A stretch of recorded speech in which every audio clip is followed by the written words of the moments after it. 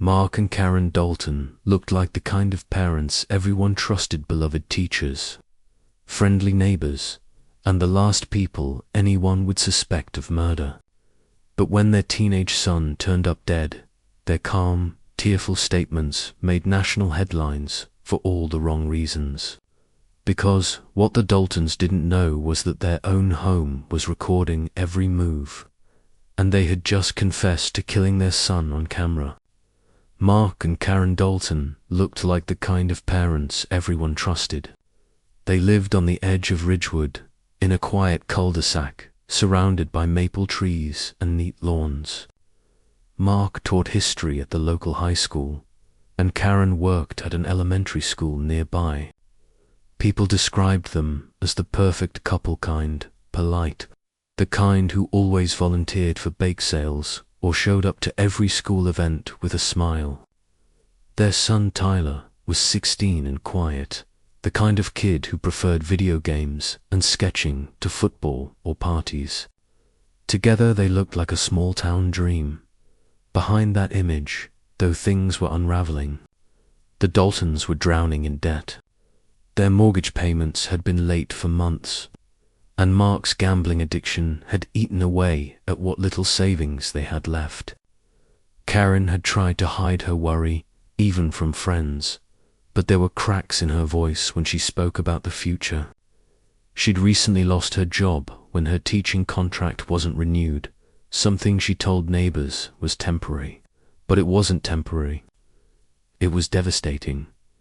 The pressure inside that house built quietly, like steam in a closed room.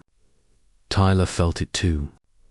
He noticed the whispered arguments after dinner, the unopened bills stuffed in drawers, the way his parents avoided looking at each other. He was old enough to understand that something was wrong, but too young to know how to fix it. He began spending more time alone in his room, sketching or watching videos with his headphones on. You know those families that always look happy in photos? The ones that make you wonder how they keep everything together. If you saw the Daltons on the street, you'd never guess what was happening behind their front door. Do you think you could tell when someone's life is falling apart? Or would you believe the smiles they show to the world? Comment what you think. How good are you at spotting a lie? As spring approached, their situation grew desperate. Mark had borrowed money from a co-worker to pay off gambling losses, promising to return it by April, but by then he was out of options. Karen had discovered he'd been lying to her about their finances for years. When she confronted him, the argument turned explosive. Tyler, hearing them fight, stepped in to defend his mother. That was when something shifted inside Mark. For the first time, the man who'd always been calm, rational, and patient lost control. The police would later say it was a moment of rage, but it wasn't just one moment. It was months of anger, guilt, and fear boiling over. After that night, the Daltons' story took a turn no one could have predicted. On the evening of April 12th, at around 10:43 p.m., a frantic 911 call came from the Dalton residence. Karen's voice shook as she told dispatchers there had been a break. She said her son had been attacked by an intruder who escaped before they could stop him. When officers arrived, they found Tyler lying on the living room floor. The scene was gruesome. Furniture was overturned, blood spattered across the walls, a shattered vase near his head. Mark and Karen looked distraught, trembling, and covered in streaks of blood. The police searched the house for signs of forced entry. A broken window near the back door seemed to confirm the parents' story. The officers comforted them, took statements, and called in the crime scene unit. Karen sobbed as she described hearing a crash, running downstairs, and seeing a masked man fleeing through the kitchen. Mark added that he'd chased the intruder but lost him in the dark. It sounded believable. Almost too believable, the story spread fast across Ridgewood. A break-in gone wrong. A respected family shattered by tragedy. News crews parked outside their home by morning. Neighbors brought flowers, candles, and cards. The Daltons appeared heartbroken but composed, giving a short interview to a local station where they begged the killer to come forward. Their faces filled TV screens. Across the state marks, eyes red. Karen clutching a framed photo of Tyler. But even in the first few days, small details began to bother detectives. The glass from the broken window was scattered outward, not inward, suggesting it was broken from the inside. There were no footprints in the soft mud outside, even though it had rained that evening, and the supposed entry point didn't match the rest of the story. Still, the town wanted to believe them. After all, who would suspect two grieving parents? If you were watching that interview, would you have believed their tears? Or would something in your gut have told you something was off? Hit like if you've ever watched a case like this and thought, they don't look as sad as they should. Sometimes our instincts see things our eyes can't explain. For now, though, the Daltons were untouchable. They held hands at the candlelight vigil, whispered thank yous to the crowd, and accepted everyone's sympathy. But what no one knew was that the truth was already recorded inside their own house, captured by a silent witness that neither of them remembered installing. And soon, that camera would reveal everything.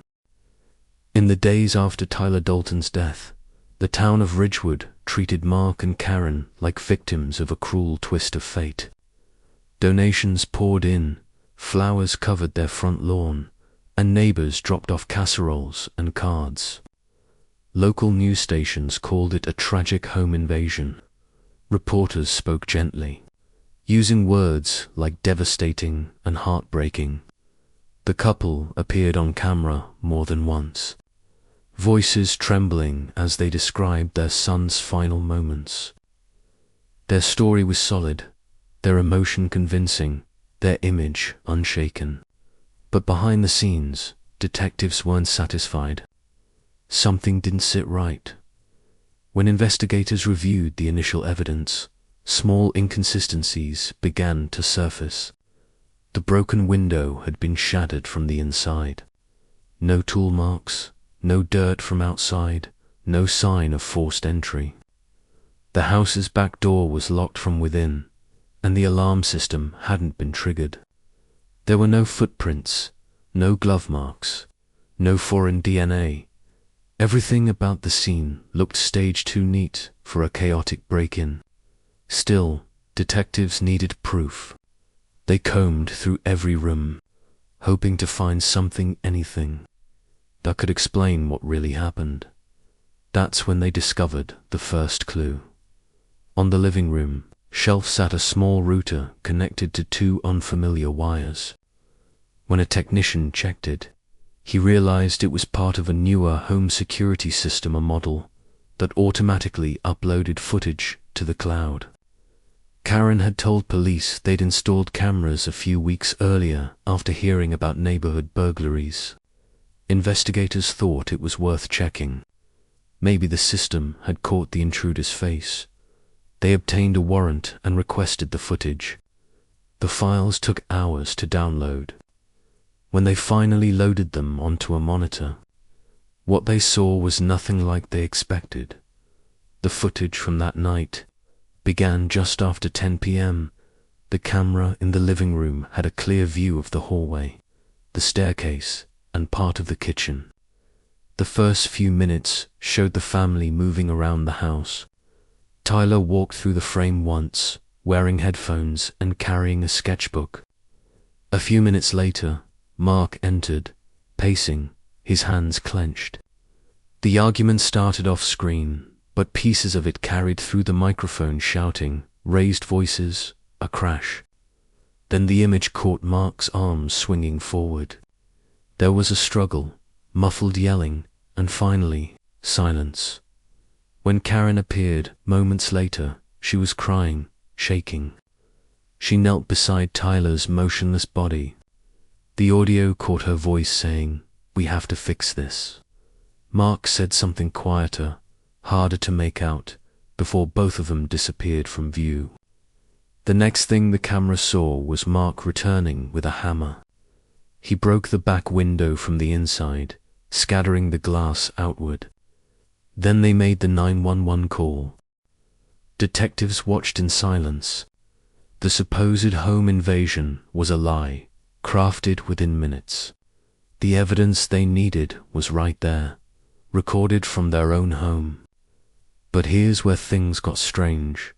When they checked the system records, they realized this wasn't the only footage. There was a second feed, one the Daltons didn't even know existed, hidden behind a vent cover above. The hallway was an old camera, installed years before by the house's previous owner. It had never been removed, just powered down and forgotten. When the Daltons set up their new security system, it automatically reactivated the old camera too. That hidden lens had captured everything from the start of the fight to the cleanup. It was the perfect witness. Imagine realizing your own house recorded your darkest secret. Chills, right? Comment below if you think hidden cameras should be disclosed when homes are sold. Because this one changed everything. Detectives decided to keep quiet about the footage for now. They wanted to see how the Daltons would respond when questioned again. A few days later, they invited the couple back to the station to clarify a few details. Mark and Karen agreed without hesitation, believing they were helping. During the interview, investigators acted calm and supportive. They asked the same questions as before, this time watching every movement, every glance. The couple's answers matched their earlier statements, almost word for word, too perfect, too rehearsed. But subtle cracks began to show. Karen mixed up the order of events. Mark stumbled over times. Their story started to wobble under its own weight. What they didn't realize was that the detectives had already seen everything. Every lie they told in that room was being compared, second by second, to the footage waiting on the monitor in the next office after the interview. The lead investigator reviewed both videos side by side, the one from the crime scene and the one from the interrogation. Together, they painted a picture of two people trapped in a lie they couldn't escape. When the footage finally made its way to the district attorney, no one could believe how clear it was. Not only did it show the crime, it caught their voices planning the cover-up. The camera, forgotten and dusty, had done what no witness could do. It captured the truth. If you're still watching, think about this. How many cameras are recording right now that we don't even notice? How many stories like this might already be sitting in someone's cloud storage, waiting to be discovered? Hit that like button if this twist shocked you, and tell us in the comments. Do you think they ever suspected they were being watched? The investigation was about to take a turn the Daltons could never have imagined. And soon, their perfect lie would collapse under the weight of their own recorded confession. Detectives had enough evidence to arrest Mark and Karen Dalton, but they decided to play it carefully. They wanted to watch the couple unravel under their own guilt. Instead of storming in with handcuffs, they called the Daltons back to the station under the pretense of clarifying timeline inconsistencies. The two agreed, unaware that investigators already had the full video of the murder and the staged break-in. The trap was set, and all the detectives had to do was let them talk. Inside the interview room, the atmosphere was calm and professional. A camera in the corner blinked red as it recorded everything. Mark sat with his arms folded, his jaw tight but composed. Karen fidgeted, her hands twisting in her lap, her eyes glassy.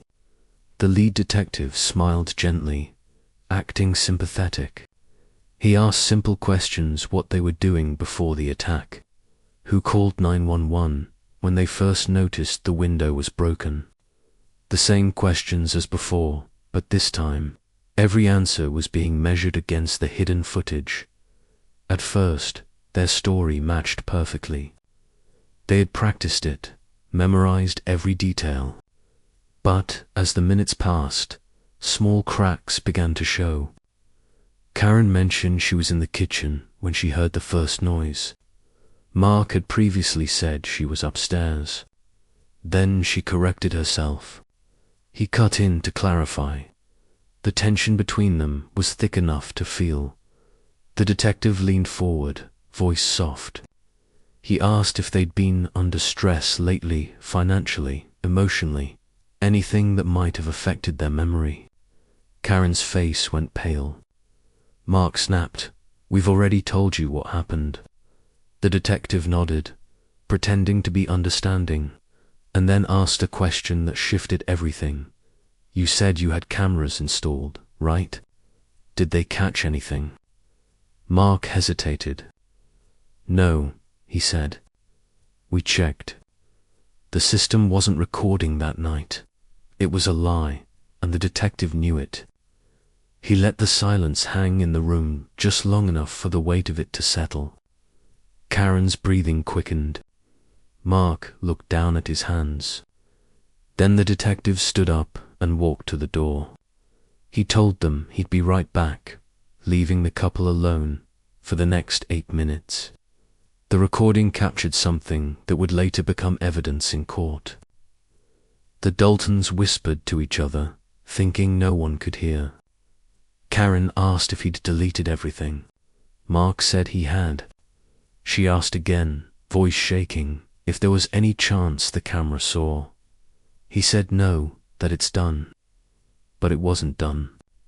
When the detective returned, he carried a folder. He set it on the table and slowly opened it. Inside were still frames printed from the video. One showed Mark standing over Tyler.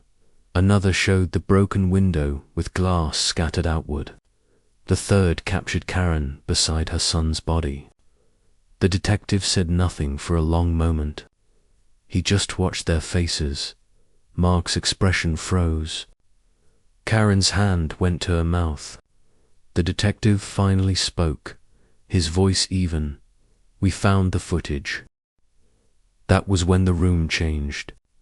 Mark's composure cracked. He asked if they could see it, his voice almost a whisper. The detective nodded and played the video on a small monitor. The sound filled the room, the yelling, the struggle, the silence afterward.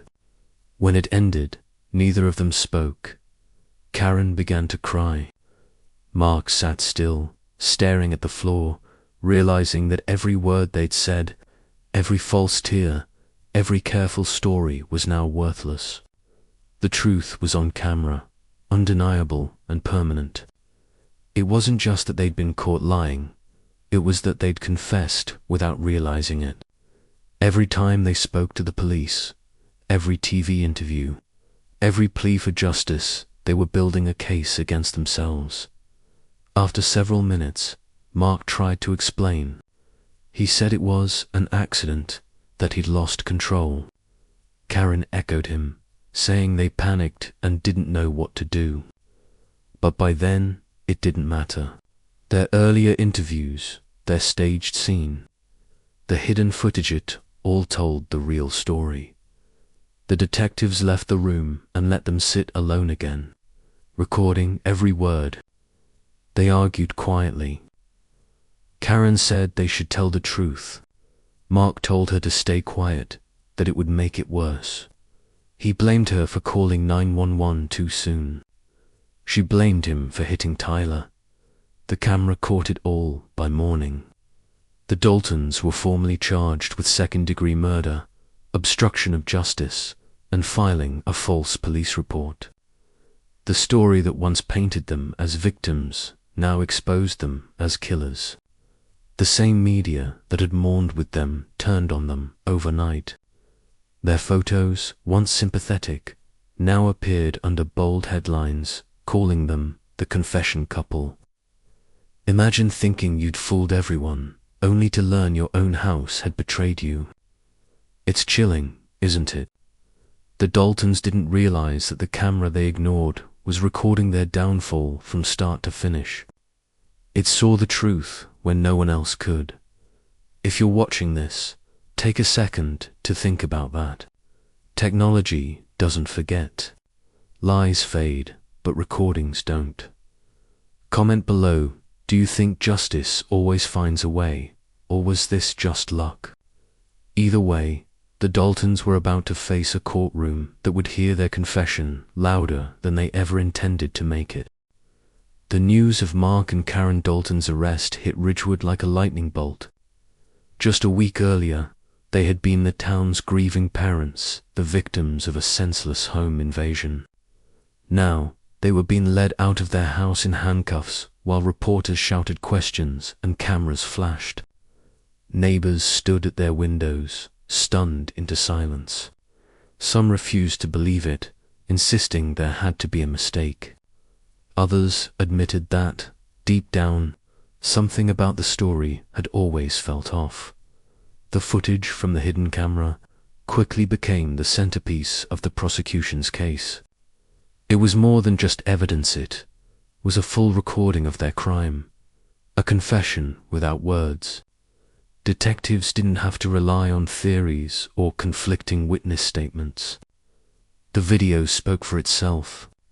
Every movement, every lie, every desperate attempt to stage a fake crime scene was preserved forever. When the story broke publicly, the media replayed snippets of the interrogation and crime scene clips on every channel. The killer parents who confessed on camera became a national headline. Inside the county courthouse, the atmosphere was tense when the trial began. Rows of reporters filled the benches. True crime enthusiasts lined up outside hoping for a seat. The prosecution's case was devastatingly simple. The Daltons killed their son during a violent argument, tried to cover it up, and were caught by their own cameras. Their calm appearances on television were nothing more than performances for sympathy. The defense had little to work with. They argued that it was an accident, that Mark had swung out of anger, but never meant to kill. They claimed panic drove them to hide what they'd done. But no matter how emotional their lawyers' words were, the footage erased all doubt. The jury watched the recording in silence. Some members looked away as the fatal blow landed. Others sat frozen, their faces tight, unable to believe what they were seeing. When the clip ended, the courtroom was completely still except for Karen's soft crying. Mark stared straight ahead, his face blank. For a moment, even their lawyer didn't speak. It was the kind of evidence that left no space for interpretation. Over the next few days, prosecutors presented more proof, financial records showing their debt, Mark's gambling losses, and the couple's internet searches about staging a break-in. The pattern was clear. The murder might not have been planned, but the cover-up certainly was. The story of the perfect family had collapsed, replaced by something darker and painfully human. Desperation, fear, and the need to protect a lie. When Karen took the stand, her voice shook. She told the jury she had loved her son and that she had begged Mark to stop the fight that night. She said she panicked afterward, convinced that no one would believe them if they told the truth. She described how Mark convinced her that pretending there was a break-in was the only way to survive. Her tears moved some people, but the damage was done. The video contradicted almost everything she said. It didn't show a frightened mother trying to help, it showed someone cleaning up a scene, helping to destroy evidence, and calmly calling 911 with a rehearsed story. Mark never testified. His lawyer advised against it. When the closing arguments ended, Everyone in the courtroom already knew what the verdict would be. The jury deliberated for just 3 hours before returning, with a unanimous decision, guilty on all counts. When the judge read the sentence, life in prison without parole, Corinne collapsed in her chair, sobbing into her hands. Mark didn't move. His eyes stayed fixed on the floor, as if the weight of what he'd done was only just beginning to sink in. The courtroom was silent, except for the sound of Karen's crying. Even the detectives who'd worked the case felt little satisfaction. There was no victory in it, just an awful sense of truth revealed too late. After the trial, the lead detective gave a brief statement to the press. He said, "The Daltons built their lives around teaching others to be honest and responsible. In the end, they taught us something else, that the truth has a way of coming out, even when you think you've buried it." His words spread quickly, quoted in news articles and documentaries that followed. In the months that came after, the Dalton house sat empty. The windows were boarded up, the for sale sign leaning crooked in the overgrown yard. Neighbors crossed the street to avoid looking at it. Some said they still saw lights flicker in the windows at night, though no one lived there. The home had become a reminder of what had happened, perfect-looking family hiding a terrible secret, exposed by the very technology they trusted to keep them safe. It's chilling to think about, isn't it? How many cameras are rolling right now, quietly storing the truth in places we never notice. The Daltons believed their lie would protect them, that their story would win sympathy. But the moment they tried to cover the truth, it was already recorded. If you're watching this, remember evil doesn't always look dangerous. Sometimes it smiles, waves to the neighbors, and talks about lesson plans at the dinner table. And sometimes it's the very people we'd never suspect who end up revealing themselves on camera without even realizing it. So, what do you think? Was it guilt that made them act, or fear of losing control? Comment your thoughts below, hit like if this case stunned you, and subscribe for more true crime stories where the truth is stranger and darker than anyone could imagine.